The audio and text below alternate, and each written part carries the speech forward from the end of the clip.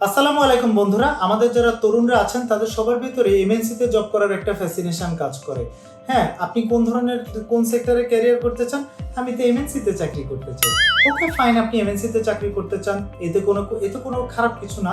MNC মানে কি? MNC মানে হচ্ছে বহুজাতিক কোম্পানি। বহুজাতিক কোম্পানি মানে কি? যে কোম্পানির একই দেশের বাইরে বিভিন্ন দেশে ব্যবসা আছে তাকেই বহুজাতিক কোম্পানি বলে। এই পয়েন্ট অফ ভিউ থেকে আমাদের কর্পোরেট আজকে একটা বহুজাতিক কোম্পানি, বিকজ আমরা শুধুমাত্র আমাদের দেশের রিজুমি রাইট করি না, আমাদের কাছে বাইরের বহু দেশের রিজুমি আমরা রাইট করে থাকি। আমাদের এই পর্যন্ত না হলে প্রায় 50টা দেশে আমাদের কাস্টমার আছে।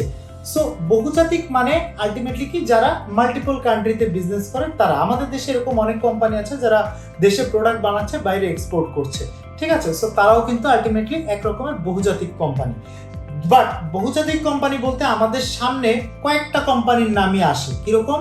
Unilever, Reckitt Benckiser, Nestle, British American Tobacco, এগুলোর নামই আমরা চিনি এবং আমরা সবাই চাই এই কোম্পানিগুলোতে জব করতে। এবার আপনি একটু চিন্তা করে দেখেন যে ধরেন একটা বহুজাতিক কোম্পানি, ধরেন ইউনিলিভারে বাংলাদেশের লোক আছে কতজন? ইন টোটাল কতজন লোক ইউনিলিভারের চাকরি করছে বাংলাদেশে পার্মানেন্ট এমপ্লয়ি হিসেবে বা ইউনিলিভারের এমপ্লয়ি হিসেবে, নট থার্ড পার্টি। সো ইউনিলিভারের এমপ্লয়ি হিসেবে আমি ধরে নিচ্ছি আমাদের এখন 2000 কর্মী কাজ করছে বাংলাদেশে।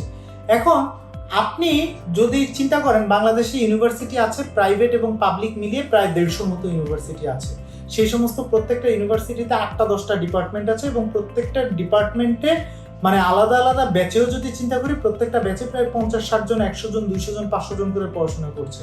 সারা দেশ থেকে প্রত্যেক বছর প্রায় 4 থেকে 5 লক্ষ ফ্রেশ গ্র্যাজুয়েট বেরোচ্ছে। এখন 4 থেকে 5 লক্ষ গ্র্যাজুয়েটের সবাই কি ইউনিলিভারে জব পাবে? এটা কি সম্ভব? এটা কিন্তু সম্ভব না।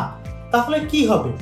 এখন আবার যেমন ধরেন যে আপনি হয়তো একটা XYZ একটা ইউনিভার্সিটিতে পড়েন। এখন আপনি ইউনিভার্সিটিতে একটা ডিপার্টমেন্টে পড়াশোনা করছেন, আপনারা পাশ করে বেরোলে কি ইউনিলিভারের সব লোক চাকরি ছেড়ে দিয়ে চলে যাবে, আপনারা সবাই গিয়ে ইউনিলিভারে জয়েন করবেন? এরকম কি কোনো সম্ভাবনা আছে? এরকমও কোনো সম্ভাবনা নাই। ইউনিলিভারে শুধুমাত্র কি 2000 লোক যে জব করে, এই 2000 লোক কি শুধুই ফ্রেশার? সেখানে কি অন্য কোনো ডেজিগনেশন বা অন্য কোনো সিনিয়র লোকজন নাই? অন্য সিনিয়র লোকজনও আছে। তাহলে এই যে এত লোক যে একটা ভুল লক্ষ্যের পেছনে দৌড়াচ্ছেন, এটা মোটেই যুক্তিযুক্ত হচ্ছে না। আমাদের যত তরুণরা আছে সবার বহুজাতিক কোম্পানিতে কাজ হবে না, সবার বহুজাতিক কোম্পানিতে জব হবে না। এটা শুরু থেকে মেনে নেওয়া উচিত আমাদের, বিকজ বহুজাতিক কোম্পানিতে তাদেরই জব হয় যারা ইউনিভার্সিটি লাইফের থেকে কোনো না কোনো এক্সপিরিয়েন্সের সঙ্গে সম্পৃক্ত। এক্সপিরিয়েন্স আসতে পারে আপনার পার্ট টাইম কাজের থেকে, ভলান্টিয়ার কাজের থেকে, ইন্টার্নশিপ থেকে, এক্সট্রা কারিকুলাম অ্যাক্টিভিটিসের থেকে, কো কারিকুলাম অ্যাক্টিভিটিসের থেকে, এই সমস্ত জায়গায় CSR অ্যাক্টিভিটিস এবং প্রচুর পরিমাণে ট্রেনিং, সেটা অনলাইন ট্রেনিং হতে পারে, ফিজিক্যাল ট্রেনিং হতে পারে, ক্লাবের সঙ্গে সম্পৃক্ততা, অ্যালুমিনাইয়ের সঙ্গে সম্পৃক্ততা, এই সব কিছু গ্র্যাজুয়ালি একজন মানুষকে বহুজাতিক কোম্পানি পর্যন্ত এগিয়ে দিতে পারে।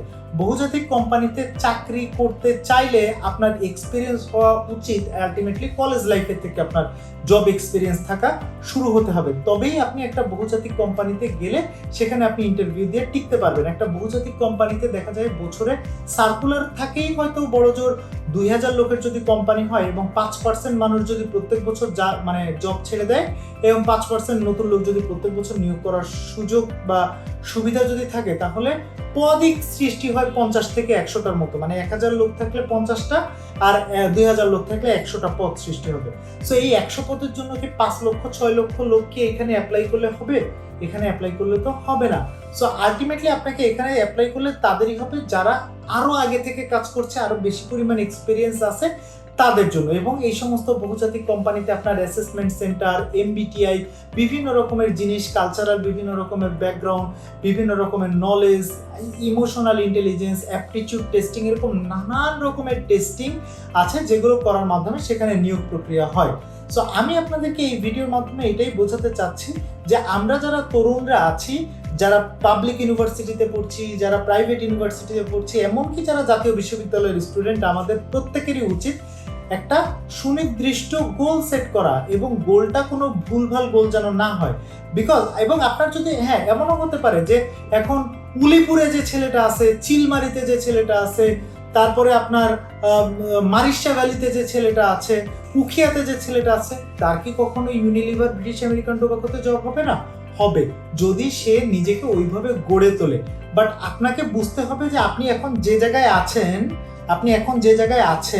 এবং যে জায়গায় যেতে চান তার জন্য আসলে আপনার কি কি কাজ করণীয় এবং এর মধ্যে কোন কোন ব্যাপারগুলো বাস্তবসম্মত এবং কোন ব্যাপারগুলো বাস্তবসম্মত না, সেটা কিন্তু আপনাকে প্রথমে বুঝতে হবে। সো এখানে খুব হাড্ডাহাড্ডি কম্পিটিশন হয়, এখানে আপনি টিকবেন নাকি টিকবেন না এটা আমরা মোটা দাগে বলতে পারি না।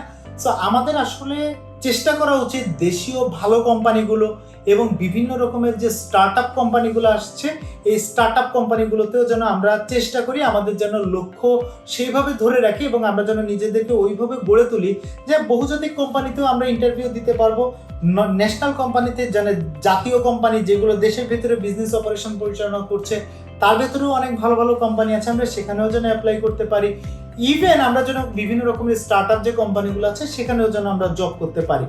আপনি যদি এখন একটা স্টার্ট আপ কোম্পানিতে জব করেন এবং আপনার পারফরমেন্স যদি খুবই ভালো হয়, যার মাধ্যমে কোম্পানির বিজনেস যদি দেশের বলয় ভেদ করে দেশের বাইরেও যদি তার বিজনেস বাড়তে থাকে, তাহলে অ্যাজ এ ম্যান আপনি একটা ন্যাশনাল কোম্পানিতে জব শুরু করে ওই কোম্পানিটাকেই কিন্তু পরবর্তীতে মাল্টিন্যাশনাল হিসেবে তৈরি করতে পারবেন।